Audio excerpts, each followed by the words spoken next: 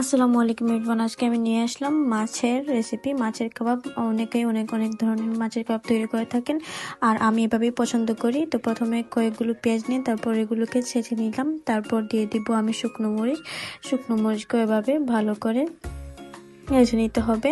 আসলে এই রেসিপিটি আমি সব থেকে বেশি তৈরি করি, আমাদের ঘরের মানুষ এভাবেই খেতে পছন্দ করেন। তারপর দিয়ে দিলাম ধনিয়া পাতা, এবং আমার আশেপাশে যে নয়েজগুলো আছে সেগুলোর জন্য আমি মাফ চাচ্ছি। আসলে আজকের ভিডিওটা একটু শর্ট প্লাস একটু নয়েজি হবে। তারপর দিয়ে দিলাম লবণ, তারপর ভালো করে এভাবে ছেঁচে নেব সবকিছু। তারপর দিয়ে দিলাম আমি মাছকে আগে থেকে ফ্রাই করে রেখেছিলাম, বড় মাছের টুকরোগুলো। তারপর সেই মাছগুলো দিয়ে দিলাম, তারপর এভাবে ম্যাশ করে নেব। আবার অনেকে ভেবে থাকে যে আমি ম্যাশ করছি, আমি হাত দিয়ে ম্যাশ করছি, তার মানে এটা হয়তো অনেক আনহাইজেনিক, কিন্তু এটা ব্যাপার না। আসলে আমি আমার হাত ভালো করে ধুয়ে আমি এভাবে দেই।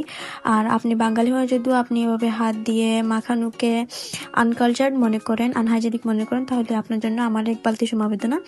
আর এটাই ছিল আমার আজকের রেসিপি, অনেক বেশি মজা ছিল। And that's it. আশা করি আপনার ভালো লাগবে। মাছের চাটনি ট্রাই করে দেখেন, খুবই মজাদার লাগে, সুস্বাদু লাগে।